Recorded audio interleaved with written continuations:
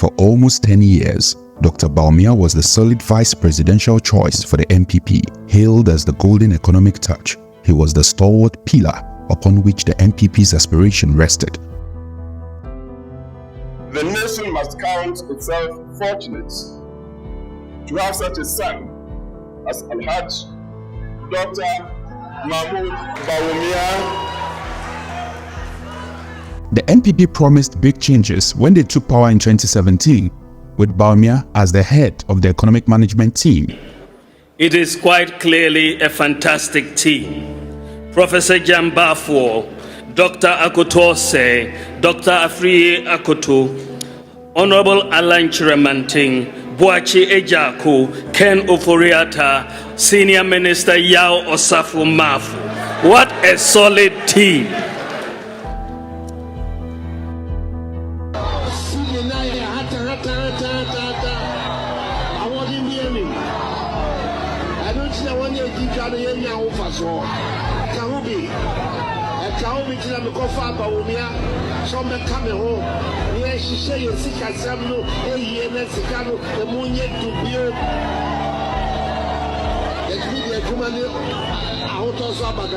They made over 300 pledges, claiming they would transform Ghana's economy and solve key issues like water and sanitation.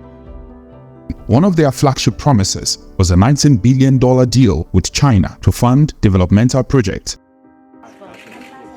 One of the earliest promises that got Ghanaians fired up was the Sino-Hydro deal. In other words, Sino-Hydro is not a mining company. Bawumia didn't stop here. He energized the Ghanaian space with the prospect of hitting a $19 billion jackpot, a game changer to industrialize Ghana and transform its economy. Here is an infographic circulated dealing with how the billions would generate jobs, build critical infrastructure, and spur unprecedented growth.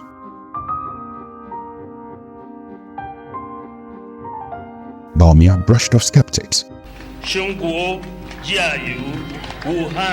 insisting the NPP's ingenious plan would unlock a flood of investment, finally addressing Ghana's developmental bottlenecks. Nearly 8 years later, that torrent has been reduced to a trickle. The $2 billion deal, very little has come to Ghana. What was promised became a mirage. The $2 billion Sino-Hydro deal was touted as the unprecedented arrangement to fix Ghana's infrastructural needs and modernize our roads. This was his big dream. He had traveled to China to seal the deal in 2017. In 2018, the Adenta Dodowa Road was one of 10 lots approved under the Chinese-sponsored Sino-Hydro deal. It was scheduled to begin in 2019. 2 years on, the road remains undone, in a complete state of disrepair. Yeah, it's bad. It's so bad. They need to help us. For me, after so many years, I can conclude that the Sino-Hydro agreement is dead. Similarly, their pledges to provide clean water and toilet facilities to all Ghanaians fell short. In fact, Mr. Chairman, in the first 2 years of an MPP administration, under this Infrastructure for Poverty Eradication program, there should be no village or community. Once we implement this, the first 2 years, we will make sure we will not have a water problem or a toilet problem. That in the first 2 years, no Ghanaian village would grapple with water problem or toilet problem. Now, lack of water in Wale Wale has left students of senior high schools in the town desperate and with no time for learning. The situation has disrupted teaching and learning in the two technical and vocational high schools, as students are forced to skip school in search of water. And then we are here suffering from water. As we're supposed to be in campus preparing for at least prep. These students of the Wale Wale Technical and Vocational School, one of them had his dirty school uniform and others were carrying their sponge in their buckets. Mamun Jakari lost her 3-month-old baby in her desperate quest to find water.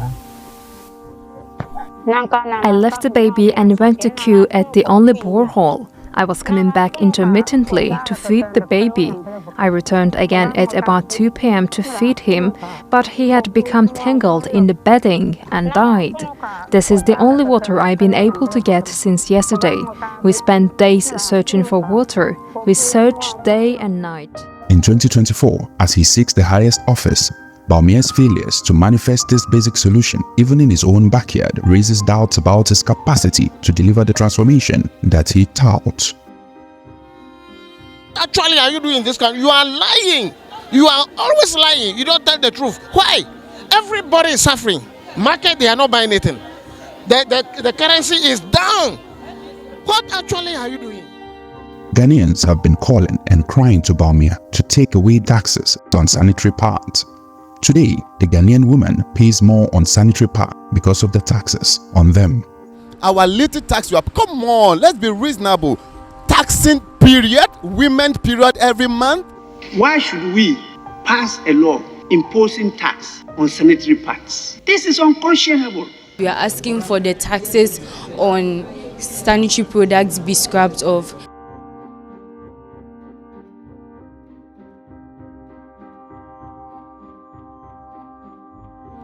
Mr. Chairman, I now want to turn to exchange rate depreciation.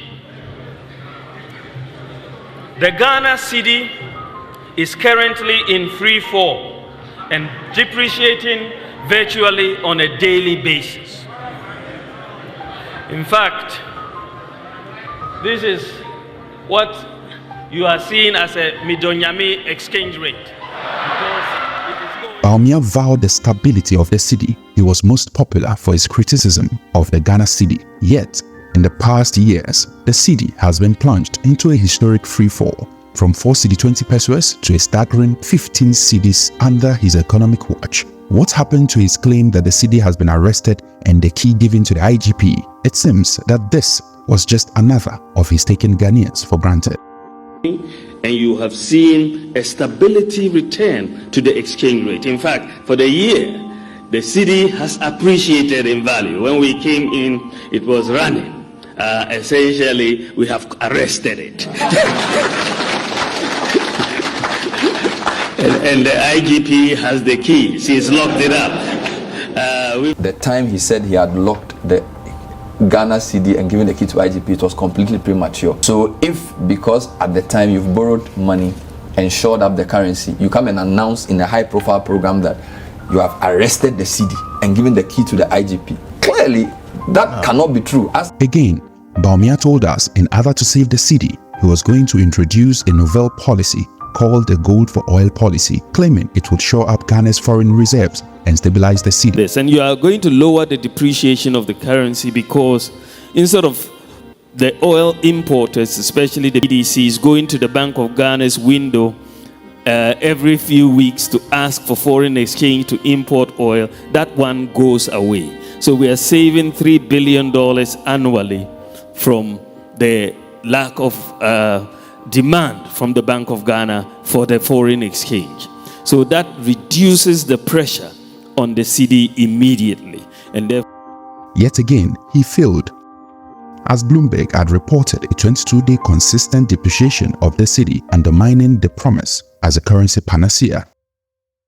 With all the lectures on restoring the cedi, the promise made to Ghanaians young and old before 2016, with the swearing with the Holy Book in front of thousands of Ghanaians, for 8 years, the biggest admission was made on TV by the Director of Communication of Bawumia himself that he has failed to restore the value of the cedi. The fact is, Evans, if you look at the economy clearly, if we're able to have a hold on our currency issues, the ripple effect is quite great. I mean, fuel prices are high because our currency is struggling against the dollar.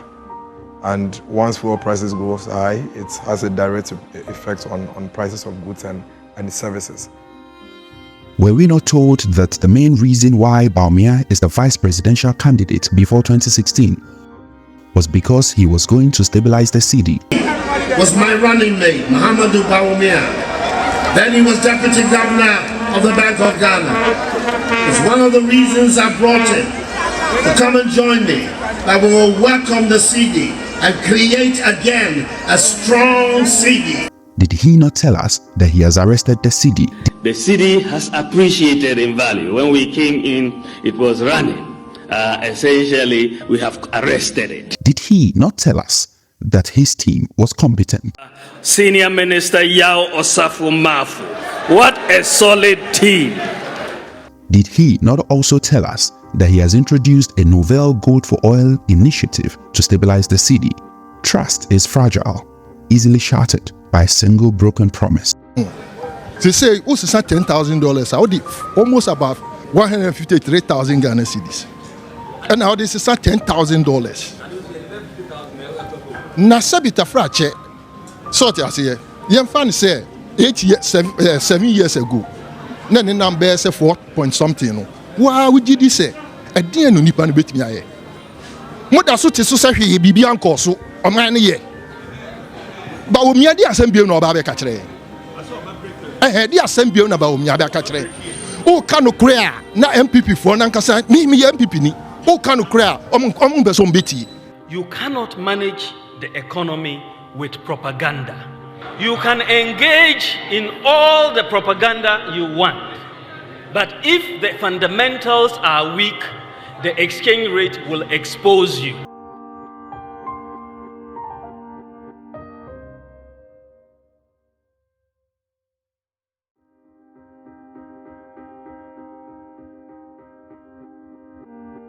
On every platform Bawumia has, he seemed unable to control himself. In the same vein, Bawumia told the world about the Ghana Card, insisted that the NDC had abandoned the Ghana Card project for 8 years as seen here. The Ghana Card project was initiated by President Kufuor, but was practically abandoned for 8 years. We revived the process. Unfortunately for him, he was exposed by the NIA boss in Parliament. Right Honourable Speaker, NIA as at February 2017 had registered 4,554,528 Ghanaians. It had printed the cards of 2,719,425 Ghanaians and issued 900,000 cards to Ghanaians. The NDC actually established the head office of the National Identification Authority under the leadership of the late Dr. Mustafa Hamid. It is against this backdrop that the NIA has begun a pilot distribution exercise in the Ladadekotopong and Lejokukukurowo municipal areas. A minister of state at the presidency, Dr. Ahmed Mustafa, said the authority would ensure every Ghanaian receives their cards as soon as possible. The cards were printed. We faced challenges. An attempt was made, and I want to assure you that we will not stop, but we will continue to forge on with the distribution.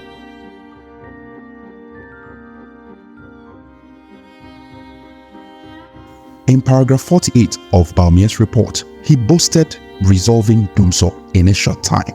Yet, Bawumia's own past admissions and the former majority leader of the MPP acknowledged it was the previous NDC administration. And it's because of Dumsor, and Dumsor has been caused by the financial and economic mismanagement of this government. And so we shouldn't be giving them credit for solving a problem that they have solved fastest. 4 years. The energy sector, you call Dumsor mu President Mahama.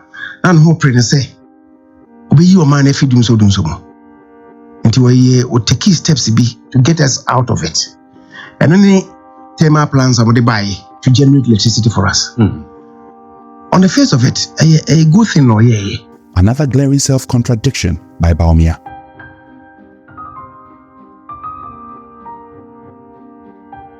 He falsely claimed to have launched the online passport portal when the NDC had implemented it as far back as 2015. Out of passport forms, you can't get your passport. We are moving the whole process online, and you'd go and because of mobile payments interoperability now, you just go and buy a voucher online. We share online passport application project after 2014 and a share na a National Information Technology Agency one and Asha Sajmede Edimu Ewoman Ghana Emu. This online passport application project was initially introduced in 2014. Bawumia's digitalization mirage continued with the supposed introduction of a tap-and-go e-ticketing system. With cash, which can be used to pay for transport fares by tapping the card like. On this note, I hereby declare the tap and go for the Metro Mass Intercity Services duly launched. An initiative that the NDC government had rolled out as evidenced in this video. Special cards with top-up when credit runs out are needed to board the Ayalulu bus. Purchasing a travel card is easy from any departure or arrival terminal.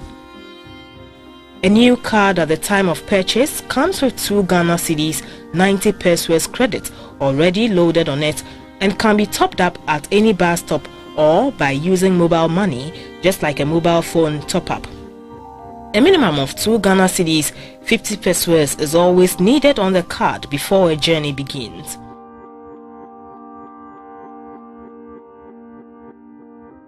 Bawumia's desperate attempt to find solace in digitalization is a total failure.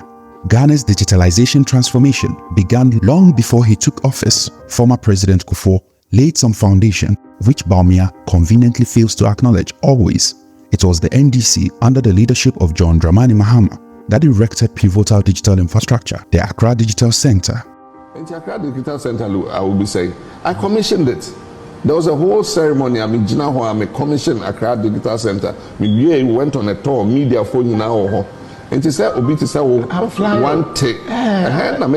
Ghana's data center, over 1,000 kilometers of fiber optic backbone. It's a fiber optic network that, as you've been told, travels for 800 kilometers starting from here, Ho, all the way to Boku in the Upper East region, and then connected to Accra to the data center and through there to the rest of the country. An LTE 4G network blanketing the nation with 119 base stations. Oblivious of this history and the public suffering amidst ballooning debt, Bawumia squandered scarce resources relaunching programs already launched by previous administration. A man once heralded as an economic messiah now seems singularly focused on emptying state coffers through acts of deception.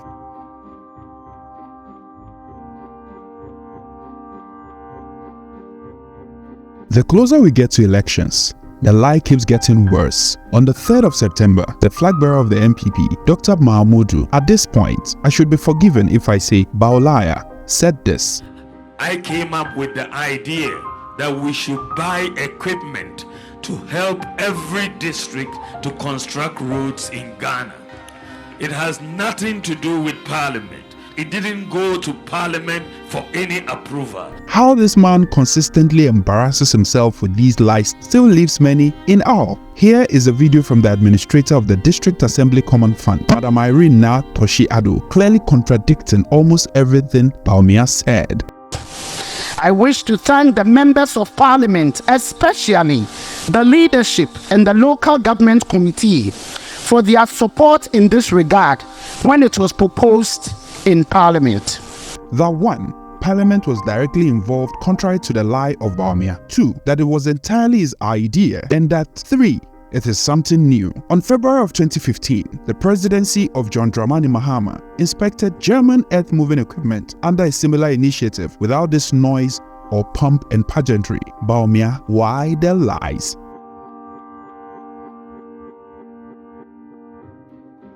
Recently, Bawumia's penchant for deception was laid bare in the ghost name scandal. Despite boldly proclaiming the complete purge of phantom identities from government payrolls, a startling revelation by the Office of the Special Prosecutor exposed the hollowness of Bawumia's claim.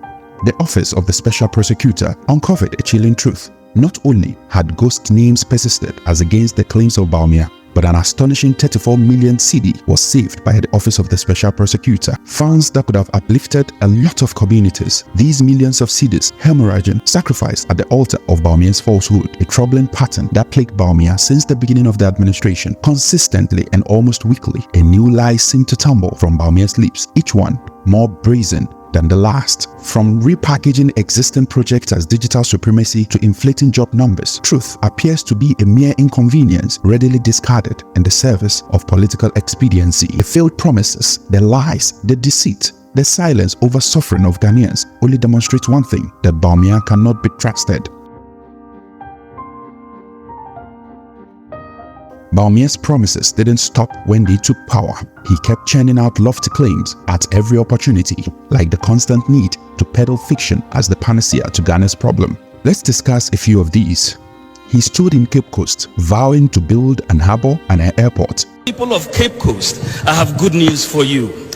We are building a new harbour in Cape Coast and a new airport in Cape Coast. This turned out to be yet another empty promise, as it was exposed by none other than his own president, Nana Addo. So as far as the harbour, we have to be very clear in our mind. We never committed ourselves. I never said I was going to build a harbour in Cape Coast. I said I was going to build a landing site, like what happened.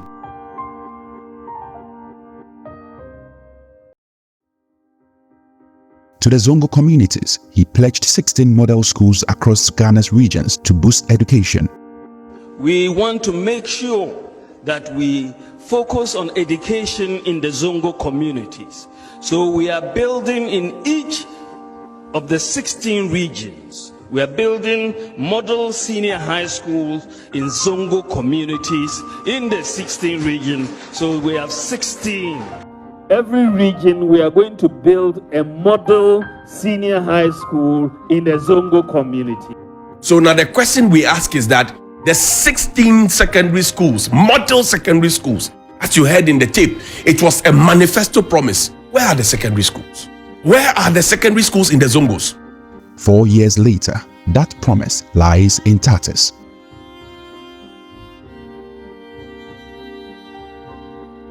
He promised the allocation of $50 million in the Zongo Development Fund every year. We are going to make sure every year at least that money, the equivalent of $50 million, will be in that fund every year, so that no government can come and say there is no money for Zongo development. It will be in the law, and we will make sure it happens, inshallah. This also turned out to be a lie.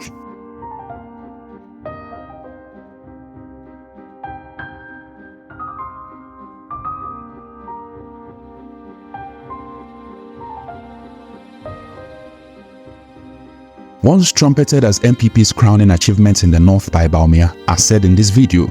In the northern part of our country where you come from, and Amono, can you beat your chest and say, yeah, yet this signature project in the north? I think the most important project, here in the north, since independence, a Poalugu Dam project. Government. The Poalugu Dam now finds itself in the future ambition on Bawumia's campaign trail. My first priority is going to be agriculture. And in the Poalugu Dam, we have not yet been able to do it, but by the grace of God, I believe we are going to do the Poalugu Dam. It has to be done. How does he even do it? This perplexing reversal leaves people questioning the reality of their long-awaited development. Across the nation, Ghanaians have watched in dismay as Bawumia's promises crumbled one after the other. The hundreds of promises made during the feverish campaign days now ring hollow. There are echoes echoing through communities, still waiting for the transformation promised. Bawumia's litany of backtracking, exaggerations and repackaged initiative has eroded trust in his leadership. As he seeks the presidency, his candidacy is plagued by the spectre of his own words.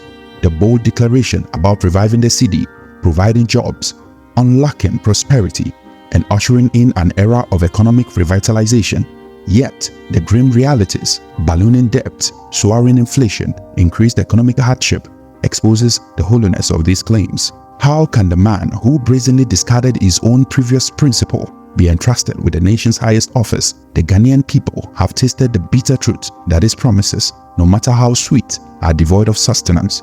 As the nation stands at the crossroad, they must decide whether to place their feet in a mirage's pedal or demand a leadership that has a proven track record of tangible results. The reality, Ghanaians now reap the bitter harvest sown by Bawumia's tenure. To protect the public purse. If you've not protected the public purse, why should it be us? What was promised as an era of prosperity has withered away into widespread suffering. Ghana, wodi kwachi ayento ebeso nsa na wo bre me kwachi dompe nyina ya me yanti se me jai bag ne ton oba time ti fie me dan me nkwala ya didi ena se de makoyi blood na me de to kokko me tutu wuti ho no mokra mpa obi aba o se kokko ne boarding blood ye to ne 10 cedi ne ye to ne 30 Ghana. With the economy crumbling under his oversight, Fitch downgraded Ghana to a junk status, locking Ghana out of the international bond market, forcing elder citizens onto the streets in anguish and protest over their depleted life savings. My own money, and somebody will sit on it. Why? I don't need their money. My own money. I want to live on. Nobody would look after me. I lost my wife. I live alone. Who will look after me? That means government wants me to get rid of me.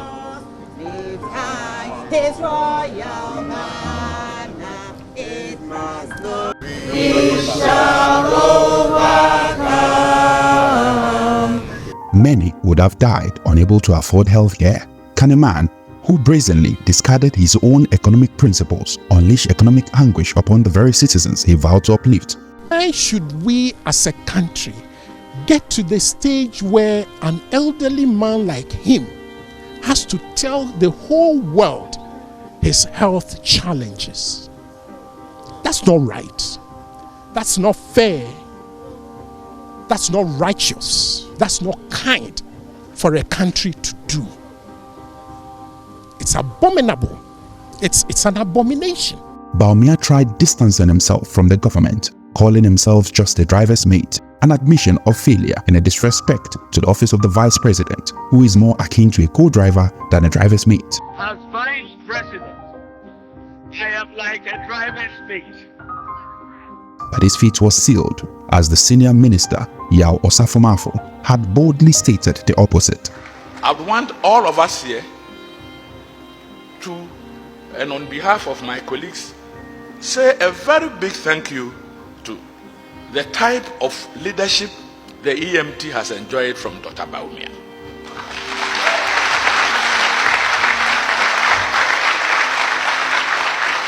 A chairman who is so involved in the work of every, he works like a member, like a secretary.